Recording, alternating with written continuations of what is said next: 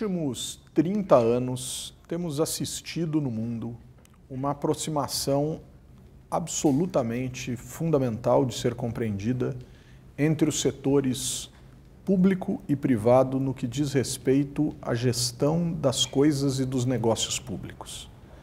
Formatos que ilustram essa interação não faltam e a compreensão desse universo é absolutamente fundamental. O Brasil atravessou uma onda de concessões, privatizações, desestatizações na década de 90 e tem voltado à tona nesse debate ao longo dos últimos meses diante de uma profunda crise econômica, mas também diante de uma profunda crise política. Compreender esse universo, entender de que maneira as coisas públicas podem ser, de algum modo, geridas ou gerenciadas ou administradas ou concedidas ao mundo privado, é um dos desafios fundamentais e, para tanto, nós temos uma primeira pergunta já para colocar um pouco de ordem neste debate, Carlos. É tudo a mesma coisa? Existem formas diferentes de se desestatizar um Estado que, no nosso caso, para muitos, é um Estado bastante pesado? Como é que a gente pode classificar essas possibilidades para a gente começar a jogar luz nesse debate? Não, ótimo, Humberto. Acho que o primeiro ponto que a gente tem que falar é que não tem uma definição consagrada e universal sobre esses temas e eles variam de país para país. Então, acho que isso é uma importante observação, porque, inclusive, quando se faz uma leitura de bibliografias internacionais, você pode encontrar o que lá se fala que é PPP, mas aqui não é. O que é um processo de desestatização e o que pode ser diferente do que o entendimento de autores aqui. Então, acho que esse é um primeiro ponto, porque não é tão simples assim. Mas eu acho que tem alguns pontos que podem ser considerados para jogar a luz à discussão, principalmente no momento que a gente vive, no qual, se isso não for bem trabalhado, gera mais desinformação do que informação para o debate público.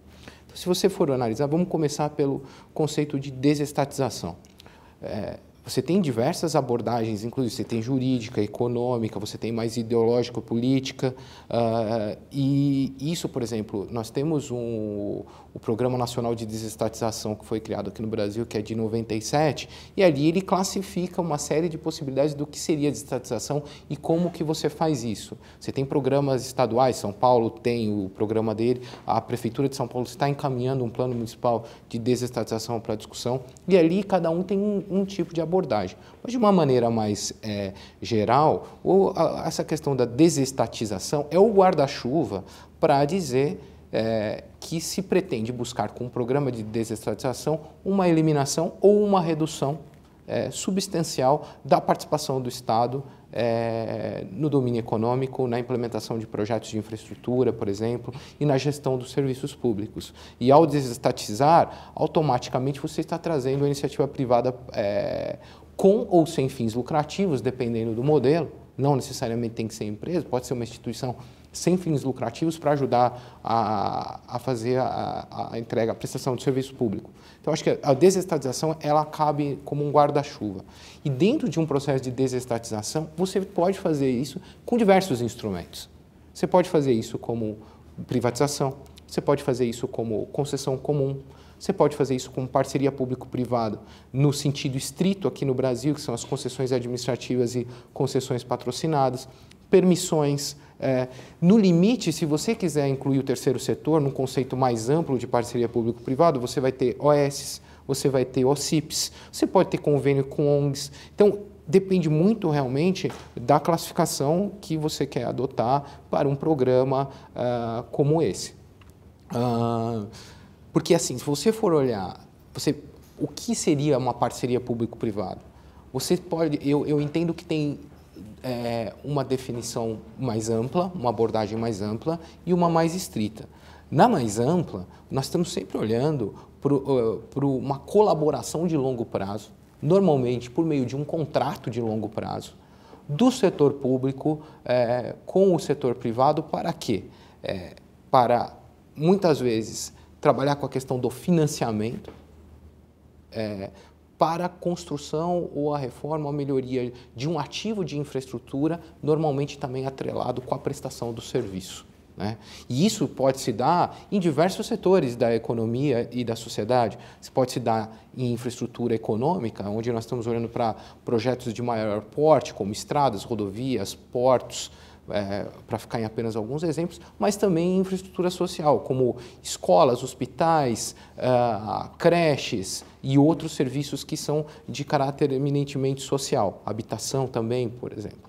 Então, eu acho que depende muito dessa abordagem e isso pode se dar com maior ou menor grau da participação do setor privado.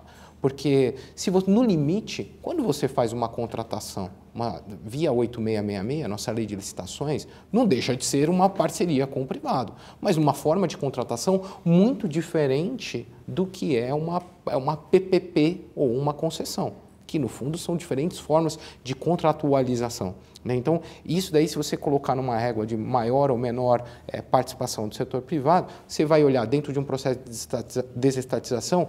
Quando há uma privatização, isso está totalmente naquela ponta do privado, porque o privado passa a ser o dono do ativo. Então, acho que tem essa primeira questão do que é uma PPP sentido lato sensu. E aí você pode incluir o terceiro setor. Agora, quando você fala de uma PPP stricto sensu, na legislação brasileira, aí nós estamos realmente estreitando essa definição. E aí nós estamos olhando, depois a gente pode voltar a isso, mas para duas modalidades de concessão, a concessão administrativa e a concessão patrocinada. E a concessão administrativa e a concessão patrocinada, elas diferem da concessão comum porque elas precisam de algum tipo de aporte de recurso público. A concessão comum, como por exemplo muitas rodovias que se inserem dentro de um programa de desestatização, elas param em pé, do ponto de vista econômico e financeiro, apenas com a arrecadação de tarifas, que são os pedágios, né? A partir do momento em que um projeto não para em pé só com tarifas e precisa de algum tipo de aporte público, aí nós estamos caminhando para a PPP. Quando você tem uma parte de tarifa e uma parte de aporte público, de uma contraprestação pública, nós estamos falando da concessão patrocinada. Vide, por exemplo, muitos projetos de metrô, a linha 4 do metrô de São Paulo, a linha amarela, ela é uma concessão patrocinada, ou seja, só o dinheiro da tarifa não para em pé o projeto financeiramente, então você tem aportes públicos também. Agora, tem os casos em que é impossível, é indesejável, técnica ou politicamente, cobrar alguma tarifa do usuário. Você consegue imaginar cobrar uma tarifa para o usuário usar uma escola pública?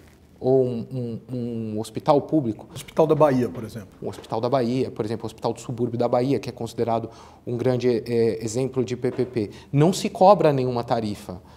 Ou seja, o concessionário ele não tem como ser remunerado com o pagamento do usuário. Ou seja, 100% do recurso daquela PPP advém de uma contraprestação pública que é paga pelo Estado. E esse também é um outro ponto, porque muitos acham que a PPP sai de graça, né? É o setor privado dando dinheiro, fazendo isso daí. Não, na verdade, uma PPP é um contrato de financiamento, né? Ou seja, o Estado, só que ele dilui o impacto orçamentário para um determinado estado ou município ao longo dos anos. Lembrando que uma PPP pode durar de 5 a 35 anos. Agora, o que acontece é que a maioria dos estados e municípios não tem capacidade de investimento para colocar um hospital em pé nesse momento ou uma grande obra de infraestrutura. Então, ao fazer uma PPP, ele busca trazer recursos do privado e depois ele vai pagar isso no longo prazo, né? Então, eu acho que assim, trouxe já diversos conceitos, mas para mostrar que isso é muito... tem diversas facetas, diversos instrumentos que podem ser utilizados dentro de um programa maior, mais abrangente de desestatização. Interessante é que tem um glossário novo, né? Exatamente. Você cria todo um ambiente novo, né, professor? Exatamente. Na criação desse glossário, então, que você bem localizou, Carlos, nos anos 90, nós temos desde o Programa Nacional de Desestatização, mas também o Plano Diretor de Reforma do Aparelho do Estado, que o ministro Bresser Pereira, no que se refere à transferência de atividades do setor público para o chamado terceiro setor, vai dar o nome de publicização, até para fazer um contraponto ao chavão privatização, que era muito utilizado, né? Até as novas modalidades que vão surgindo, como a própria PPP na lei em 2004. Como você vê hoje, antes de nós falarmos especificamente da capacidade dos municípios, de uma maneira geral, a capacidade do Estado brasileiro em lidar com essas relações, né? Enquanto PPP lato, desde a relação com o terceiro setor, pela OS, pela OCIP, até com a empresa privada, numa concessão simples ou na concessão administrada ou patrocinada. Por trás disso tem um novo Estado, ou seja, o papel regulador, não é? Não, exatamente. Eu acho isso muito bem colocado, professor Coelho, porque realmente eu acho que nós caminhamos muito desde a segunda metade da década de 90 até agora, né? Eu acho que o plano diretor de reforma do Estado ele apontou para esses dois lados, um pouco mais privado e um pouco mais sem fins lucrativos, né, com e sem fins lucrativos, e de lá para cá nós temos diversos contratos de OS, diversas parcerias feitas com OCIPs e um amplo processo de desestatização que começou na segunda metade da década de 90. Então aquela primeira onda, né, de concessões e privatizações que foram feitas no governo Fernando Henrique Cardoso, né, e aí se associou muito ainda negativamente a palavra da privatização, né? Então, e aí uma das coisas que eu sempre falo nos meus encontros PPP não é privatização, porque isso realmente causa uma confusão, porque fala, nós vamos fazer uma PPP, e a pessoa já acha que vai privatizar o serviço público ou privatizar uma companhia. Não, são coisas completamente diferentes, porque na privatização existe a efetiva venda ou a transferência de ações de controle acionário do público para o privado.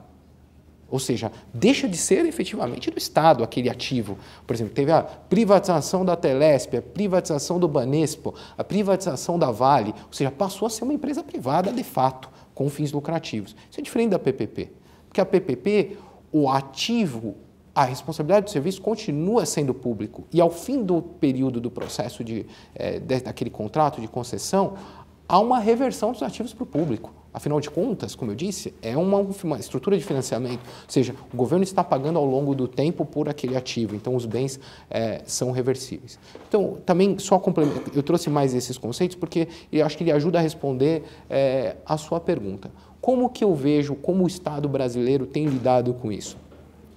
Eu acho que há avanços, mas eu acho que ainda está muito impregnado na estrutura pública, na burocracia pública, a influência da lei de licitações, da lei 8666. E não é possível entender, não é possível gerenciar, não é possível fazer o controle social e o controle realmente interno de governo de projetos com esse recorte se não mudar o mindset, se não mudar realmente a maneira, a mentalidade, como que se enxerga esses projetos. E eu vejo que ainda se tenta fiscalizar, se tenta se licitar como se fosse uma obra pública tradicional, né? E não dá para fazer isso. Daí vem toda uma discussão embutida realmente de gerar informação, produzir conteúdos, disseminar esses conteúdos para, inclusive, junto aos órgãos de controle, junto ao parlamento, junto à sociedade, junto aos diversos órgãos públicos, para que realmente entendam que são ferramentas diferentes de trabalho e que devem ser pensadas e gerenciadas de forma diferente. Então, ao meu ver, houve um grande avanço. Só na questão das PPPs, nós já chegamos no 100º contrato de PPP no país, desde 2004 até agora. Não é tanto, considerando o tamanho do potencial, mas também não é pouco. São 100 contratos assinados. Então já existe um acúmulo. Apenas como referência, no Reino Unido, que é considerado o berço das PPPs, e os programas lá, o PFI, o Private Finance Initiative, começou em 1992, tem pouco mais de 700 projetos, né?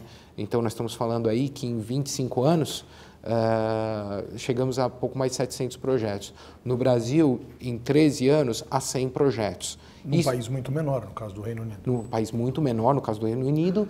É interessante lá que tem um forte enfoque, quase 70% dos projetos lá estão concentrados em PPPs de educação, saúde e transporte, ou seja, tem um forte foco de infraestrutura social, né?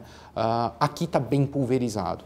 Tá? Mas o que mostra também uma característica interessante, que é você pode fazer PPP em diversos setores, né? Agora, eu acho que tem um longo caminho a percorrer nessa questão das PPPs, porque é necessário mais capacitação, precisa ter mais entendimento, não só no setor público, mas também no setor privado, embora eu veja que no setor público seja um pouco mais grave a situação, né? E eu acho que é mais complicado do que os casos de OCIP e OS. Por quê? Eu acho que já tem uma mentalidade mais favorável da administração pública brasileira para trabalhar com organizações sem fins lucrativos. Seja porque já tem todo um histórico de convênios, tudo isso.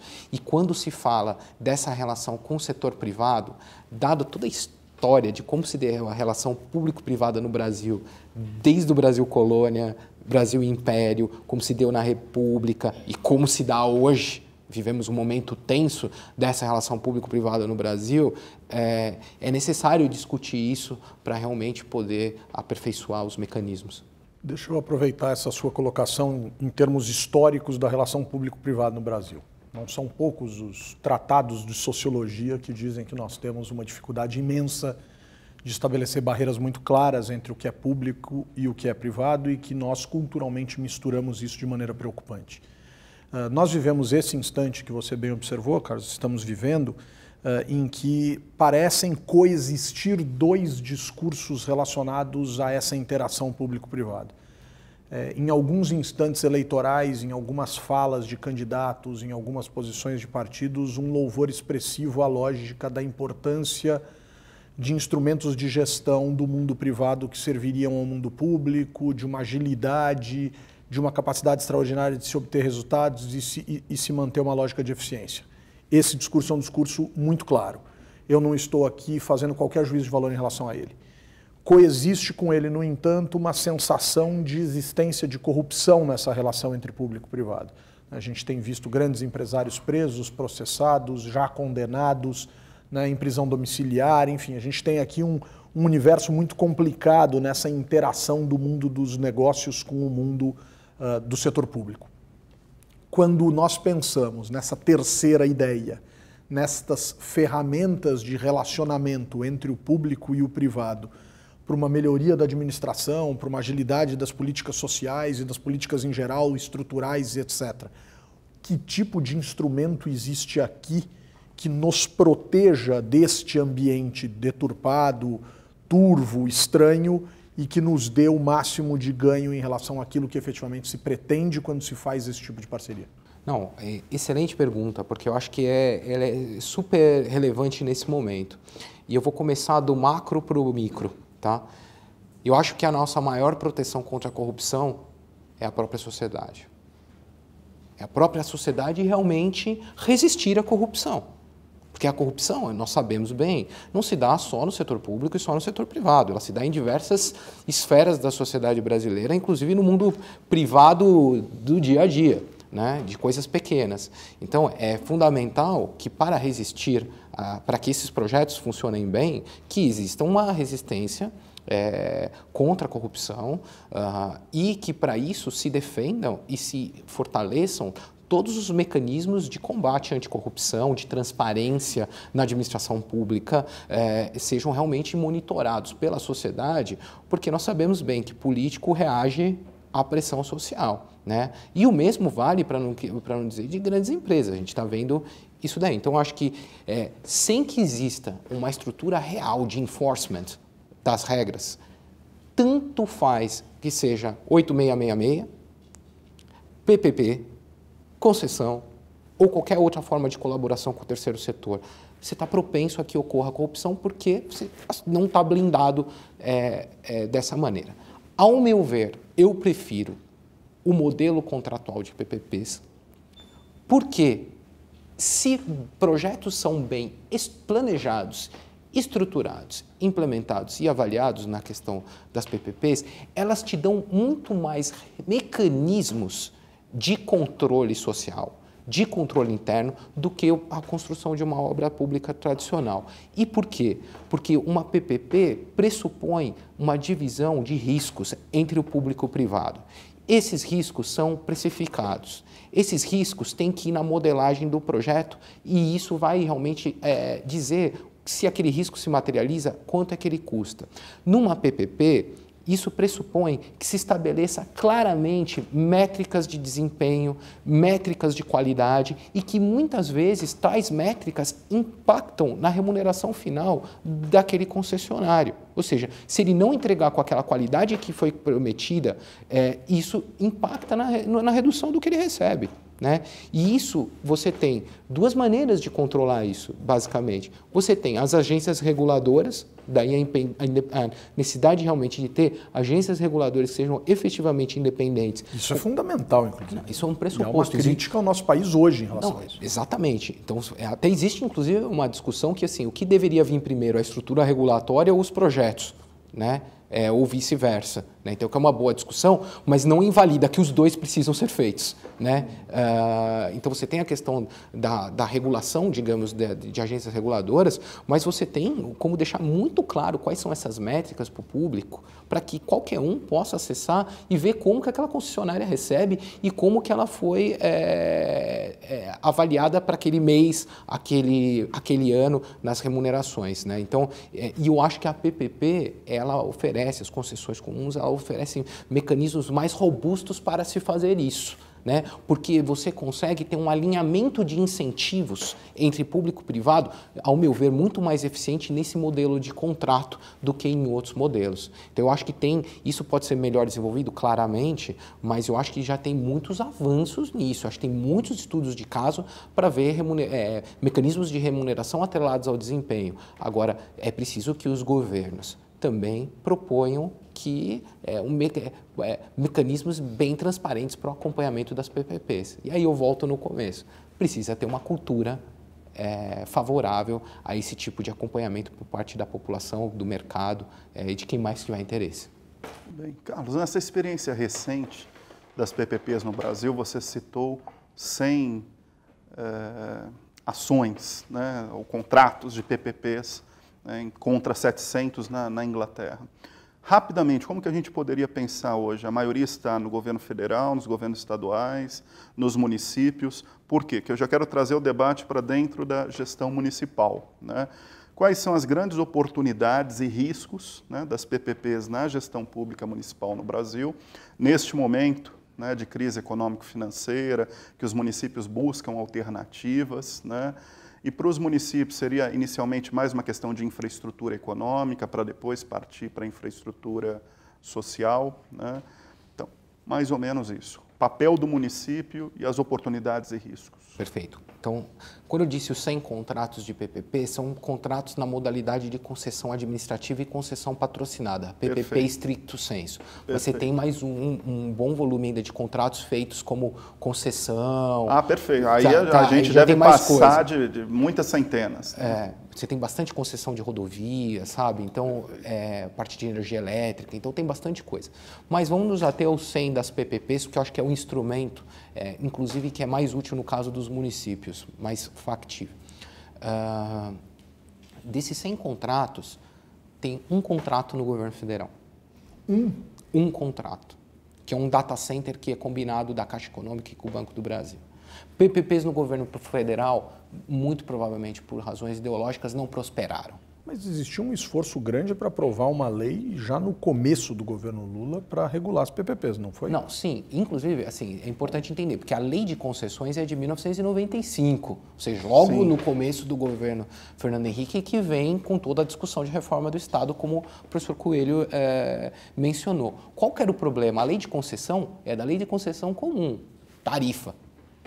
O que aconteceu? Muitos dos projetos, principalmente os de grande porte, começaram a demanda. Não parava em pé só com tarifa. Então, criou-se a necessidade de criar uma lei mais estilo PFI britânico que permitisse aporte do setor público para fazer os projetos serem viáveis.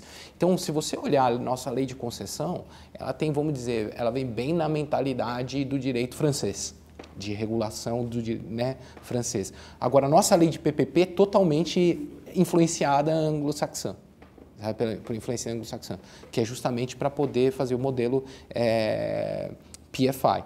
Então, nesses 100 contratos aí, a gente vai encontrar um só do governo federal e a maioria estados e municípios. Tá? Então, o movimento de PPPs tem sido liderado, sobretudo, pelos estados, mas com um grande impacto, um grande potencial agora dos municípios passarem à frente nesse processo. Que setores? Tem de tudo. Gestão de resíduos, saneamento tem bastante, saúde, já temos 10 ou 11 contratos de PPP na área de saúde, bem interessante. Bastante coisa na área de mobilidade urbana, mas a gente já consegue encontrar PPPs em diferentes setores, inclusive escolas. Já existe um contrato de PPP assinado pela Prefeitura de Belo Horizonte para educação infantil. Né? Então, que tem sido considerado também muito exitoso. Né? Agora, o governo de Minas Gerais está tentando colocar uma PPP de escolas no estado. Ou seja, neste caso, a educação infantil faz uma experimentação. Para além dos convênios que vinham sendo feitas com instituições filantrópicas, agora também entra a PPP. E os próprios escolas que são diretamente gerenciadas pelo Estado, pelo Estado. Inclusive, tem um estudo muito interessante já realizado comparando o modelo das escolas contratadas pelo setor público, contratadas e geridas pelo setor público, quase um experimento natural, com as que foram contratadas por PPP. Né?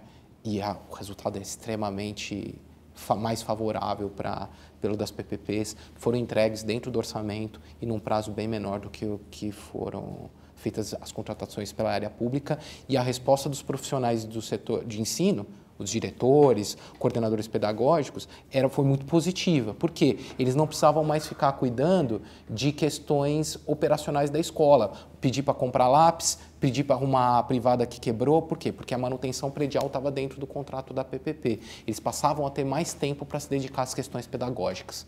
Então, também já tem uma das poucas comparações efetivas entre o modelo de PPP e o modelo de contratação tradicional, mas eu acho que é bem interessante.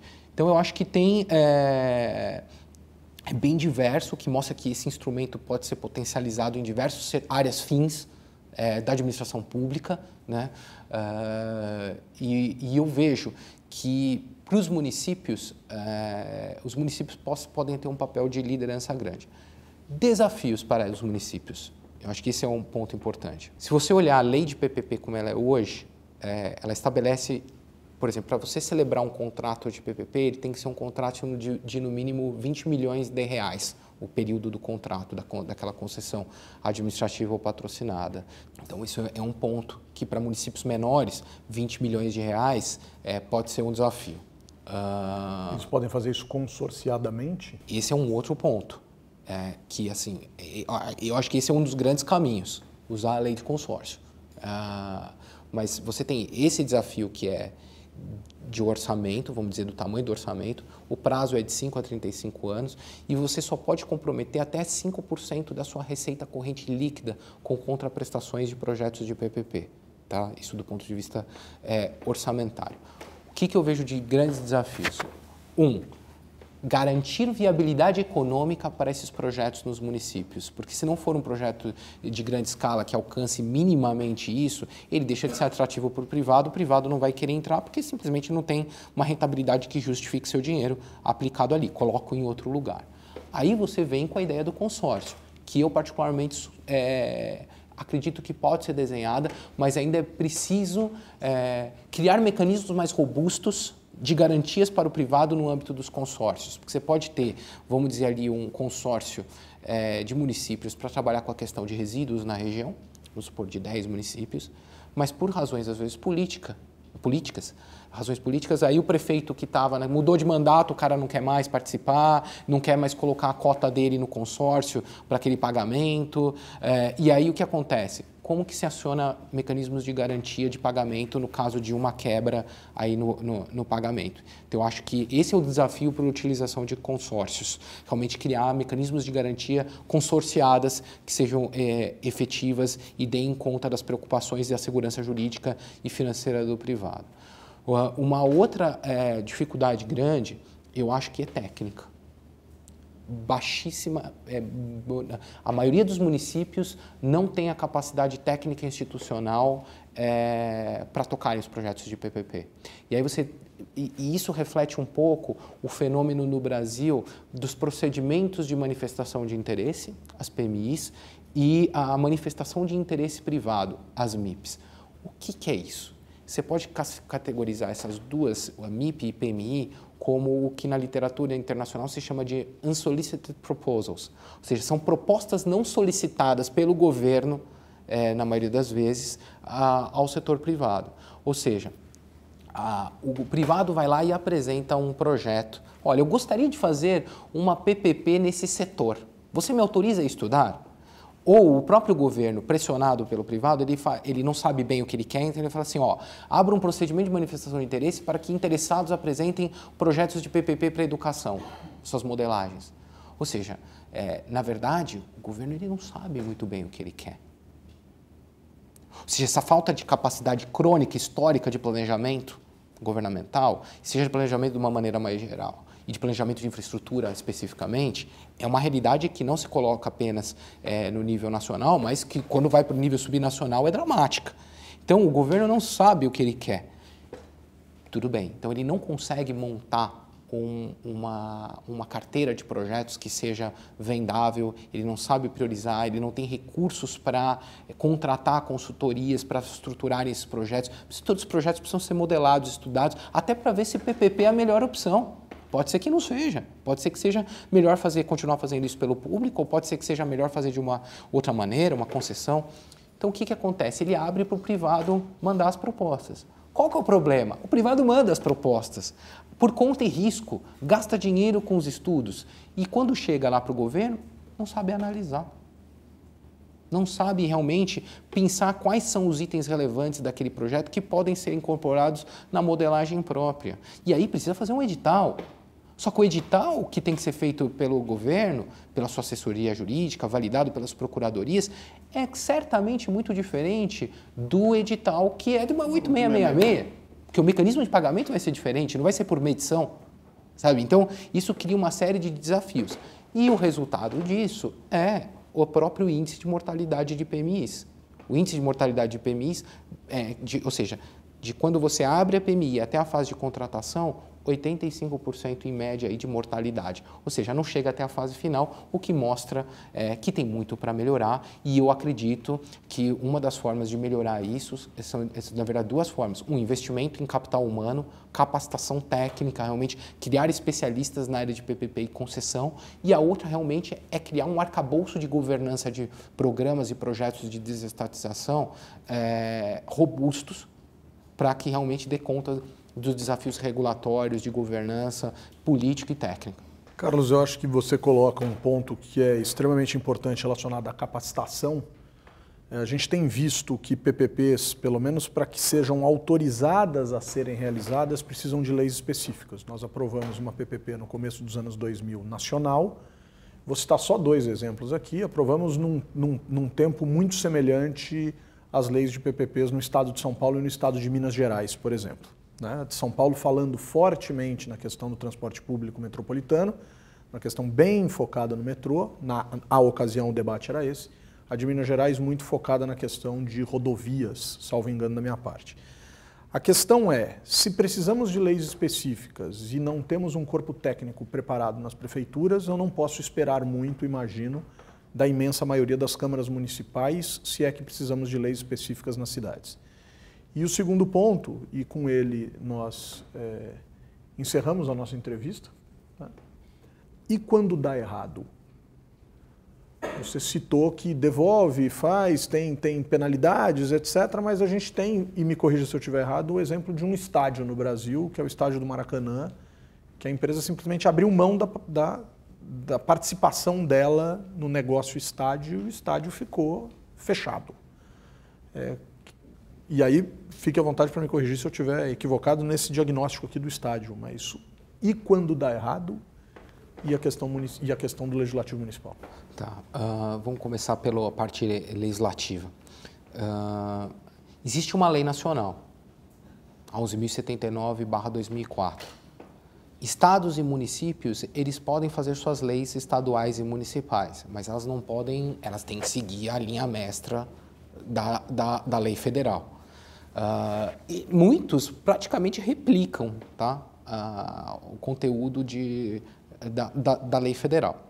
Mas qual que é, acho que o que ajuda na questão dos estados e municípios é que eles podem estabelecer, ao aprovar suas leis, eles também podem aprovar decretos que definam os mecanismos de governança no âmbito daquele programa estadual ou programa municipal de PPPs ou de desestatização, o nome que venha a ser dado. Então, isso, por exemplo, quais projetos vão ser priorizados, que tipo de projeto vai ser prioritário, quais setores são os prioritários para aquele determinado governo que entrariam num mecanismo, num programa, num portfólio de projetos para serem concessionados, por exemplo, para como privado. Além disso, estabelece todo o mecanismo de governança. Né? Quais são os checkpoints necessários, por onde é que entra, quem que aprova, quais tipos de validação técnica você tem que ter antes do projeto ser aprovado e ir para a licitação. Então, tudo isso, os estados e municípios, e isso eu acho que é um lado bom que a legislação permite, que eles possam customizar a sua realidade, esse tipo de projeto. Aí, você bem mencionou que a relação técnica e política com o legislativo. Né? Não só com o legislativo, se me permite adicionar, mas com a própria sociedade. Né? E aí vem toda essa importância, realmente, de se o próprio governo não está qualificado, é muito difícil fazer essa discussão com qualidade. Né? Porque vai aparecer lá o vereador que vai falar que vai privatizar a escola. Se o prefeito falar que vai fazer uma PPP da escola. Bom, não vai privatizar a escola, não tem como privatizar a escola. Então, é uma questão de que o próprio governo, muitas vezes, não está preparado para o debate.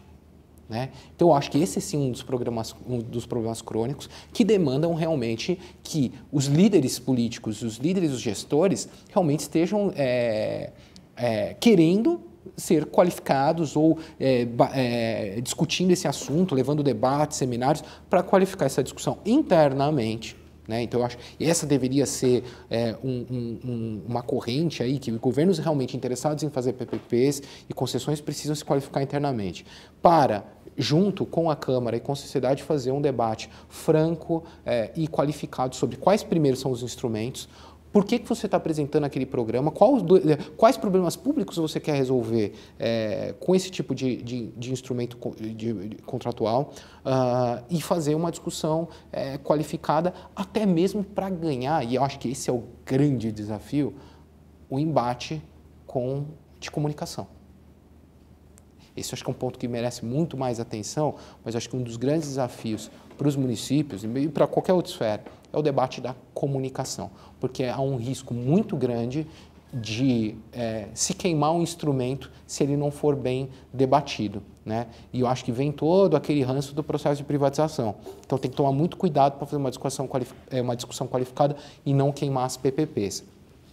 Até porque essa discussão negativa pode ser alimentada pelo segundo ponto, que são projetos que dão errado. Né? E, claro, como pode dar errado um projeto, como dá errado uma licitação comum, pode dar errado um projeto de PPP. E aí eu acho que tem dois pontos. Como dá errado uma empresa. Como dá errado uma empresa. Pode dar uma empresa que foi privatizada, pode que depois ir mal, como dá mal o orçamento familiar. Bem, né? como uma empresa pública. Também. Uma empresa pública, então pode dar errado da mesma maneira. Aí o que eu acho que vale a pena mencionar?